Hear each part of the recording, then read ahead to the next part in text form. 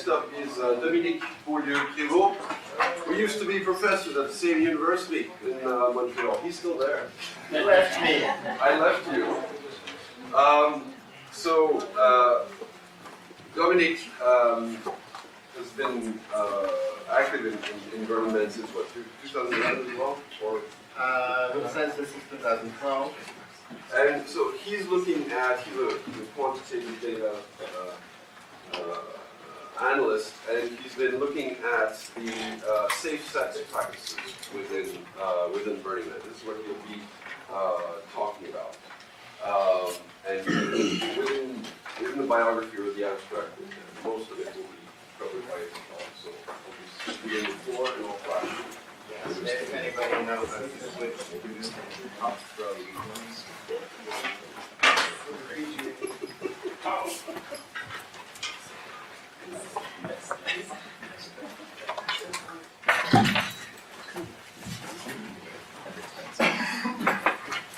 That would be a very short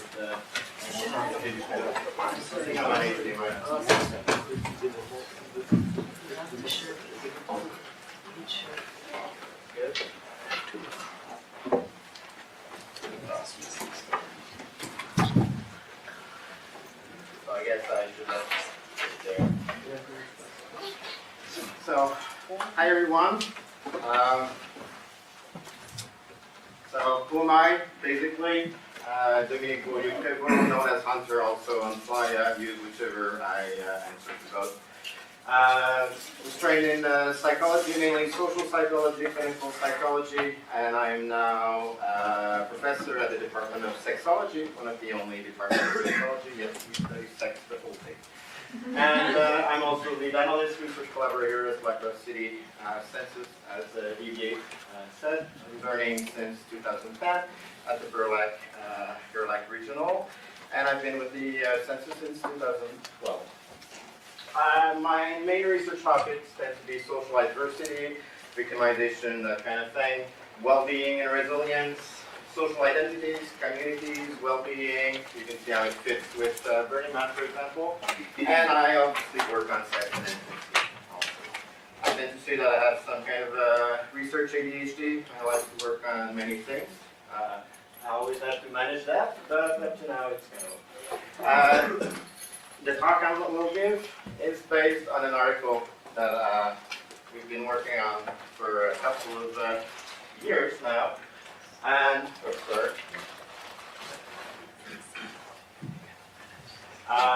my co-authors are Dominic Gauthier, master students who work on the second part of what I'll show you.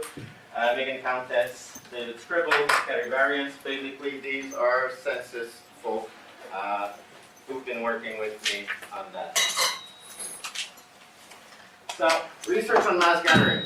It exists, but it's really, really emerging. It started, I would say, most of it 2010, except a couple of things here and there.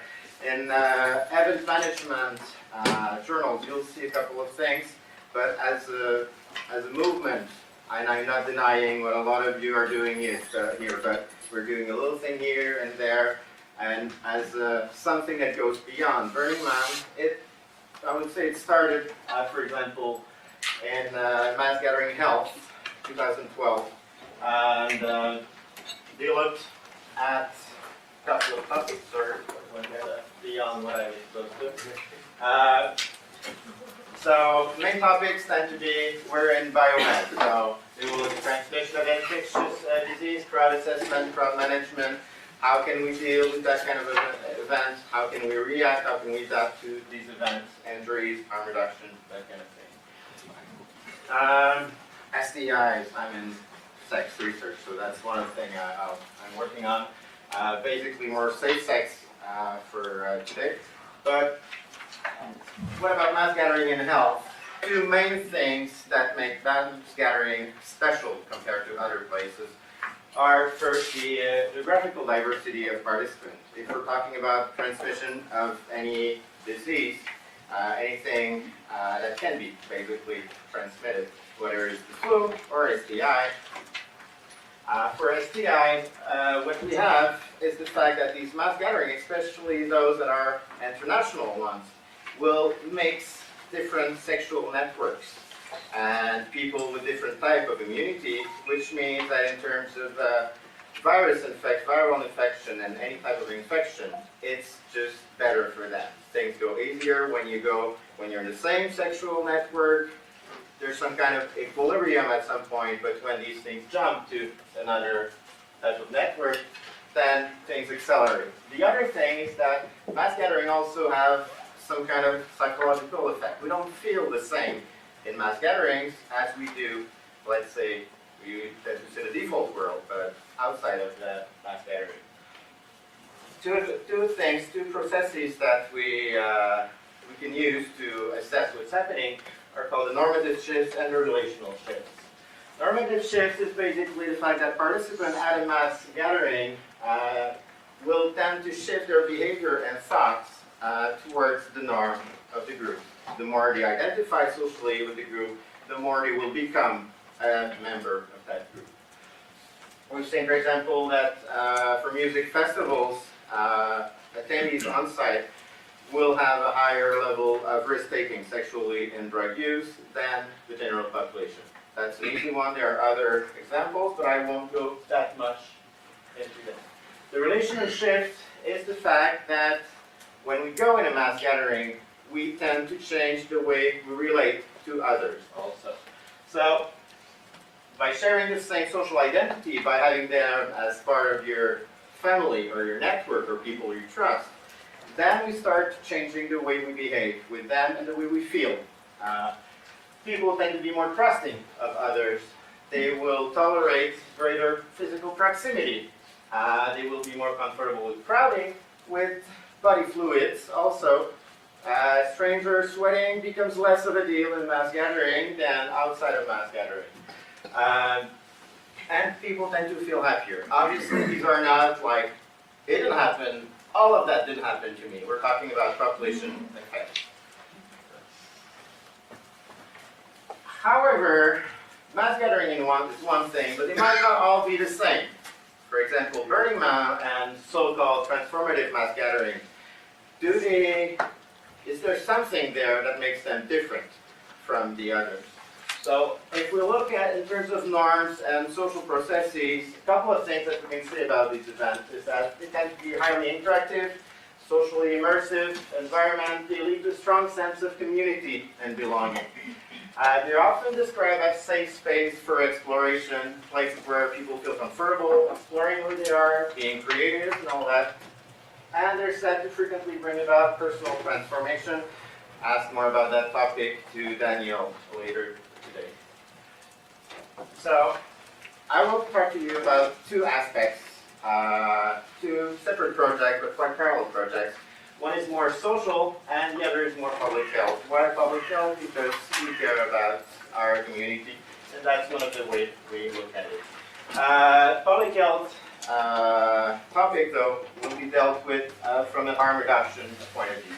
So we're talking about sex. My goal is not to make sure people have less sex. I mean, you have as much sex as you want, or as less sex as you want. It's more dealing with regrets and afterwards. Can we have a life where things are easier? We have less regrets about what happened.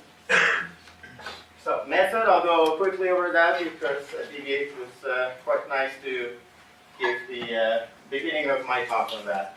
So, data come from 2 consecutive cycles, yearly online rapid city census 2013 and 14. Results were weighted, as we always do. And for each cycle, the participants were adults who attended the event, which means about 19,512 people in the census. 2 strategies. For social objective, we went for a typology of a social and intimate experience, and for the public health objective, basically looking at the predictors of safe sex. So, social project. We had questions in the survey asking people, with how many new persons did you have fascinating discussion, deep emotional bond, have sex? These are all different questions, obviously. Sex was defined as vaginal precursor, anal sex. You can criticize that. There are reasons too. There were reasons why we did that. Also, we can talk about that later. And with how many new people did you engage in intimate activity, except those with whom you had sex? And of all these new people that you met this year at Burning Man, with how many did you expect to keep contact? And if you had sex with at least one person, did you intend to keep in touch with at least one of these persons? Yes, we asked all of these questions. We don't anymore, so don't be afraid for next year. And for most participants, so if we go simply into the results, for like 78% of the participants, we can summarize their experience as being positive, memorable, verbal, and emotional encounters, discussion, deep emotional bonds with either a few, moderate, or a lot of new people. We call them the independent journey experience, connecting with a new crowd, and heart-opening. Those were like, oh my God, all these new people. And however, these people rarely had any new intimate or sexual partners. We're talking about new partners, not your friends, not your husband. We're talking about going beyond your comfort zone. Who did you meet there? As for the other 22%, the experience involved many emotionally and physically intimate contact with also the emotional experience and the discussions, with either a desire to continue most of these relationships, we call them the cuddle puddle experience, and or a focus on experiencing the moment. So basically, they were the free love experience were less into keeping in touch with all this crowd. They were less interested in keeping contact with their sexual partner, but they were more into feeling their experience, feeling the moment of burning. If we look at these different profiles, the feelings of belonging, level of enjoyment during the event, the intent to come back, were stronger for participant in the cuddle puddle and heart opening profile, those who had a lot of experience with many people, and lower for those who were part of the independent journey. Personal transformation were experienced by most participants in the cuddle puddle, heart opening, and free love profile, and by a minority of participants in the independent journey. You can already see the relation between going out of your comfort zone, going to that social immersion, and feeling these experiences. Public health project. Now, I'll do it fast. If you want more information, come and see me afterwards. The sample now is the participant who had sex with someone they met during the event. So adults, same thing as before, but a smaller subsample of basically 3,905 participants. Our measure of safe sex was to use protection, for example, condom against sexually transmitted infection when you had sex with these new people. From no one, I tend not to use protection usually. I'm not sure. Yes, some people wrote that. And yes, everything. We consider that safe sex only the last part. Like, yeah, most of the time. Okay, so that's better. But let's not call it safe sex.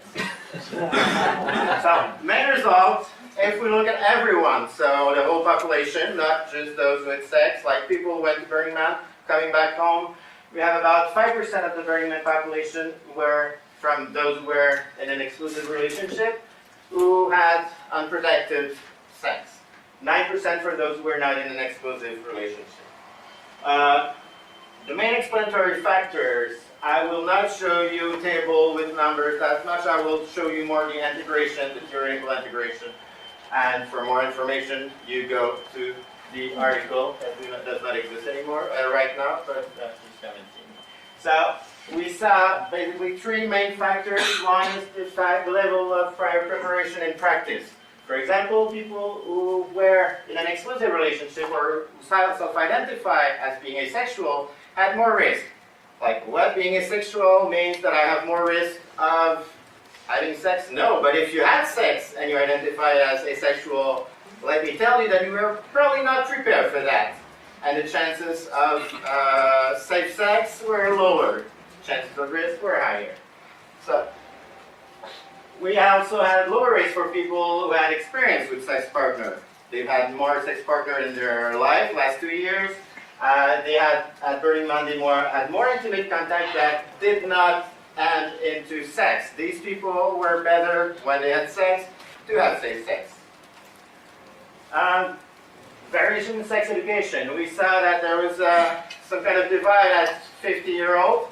50-year-old and more means that for most people, they started being active before the AIDS era. at least AIDS as we know it, not when it existed, but when it became a public issue. Obviously, sex education was quite different pre and post AIDS.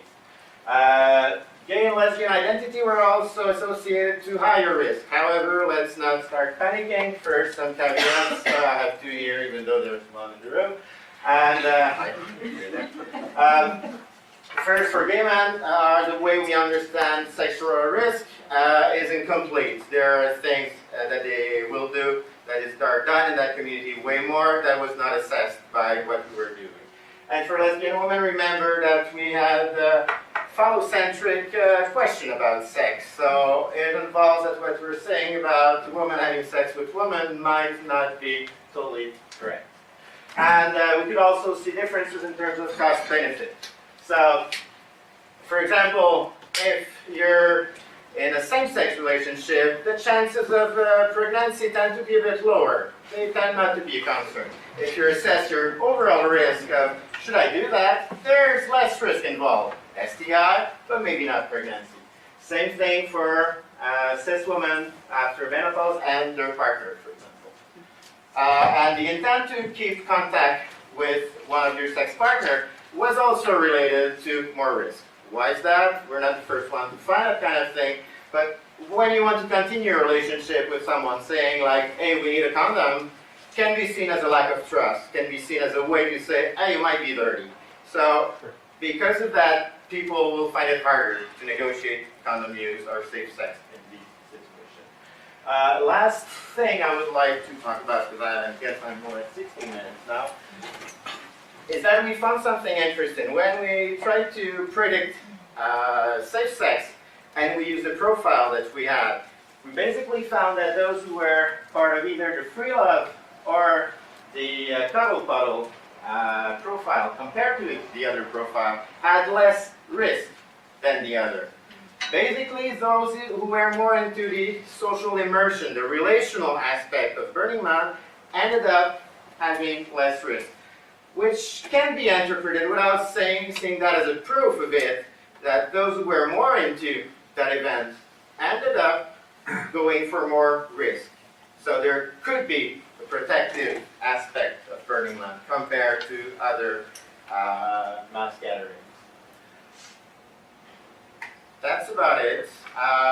If we look at the impact, and that would be probably more for the questions afterwards, we try to see what can we say in terms of application interventions at Burning Man.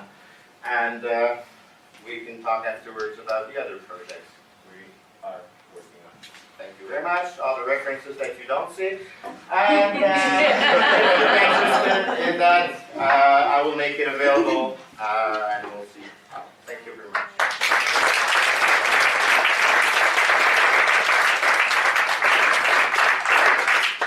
Thanks a lot, Dominic.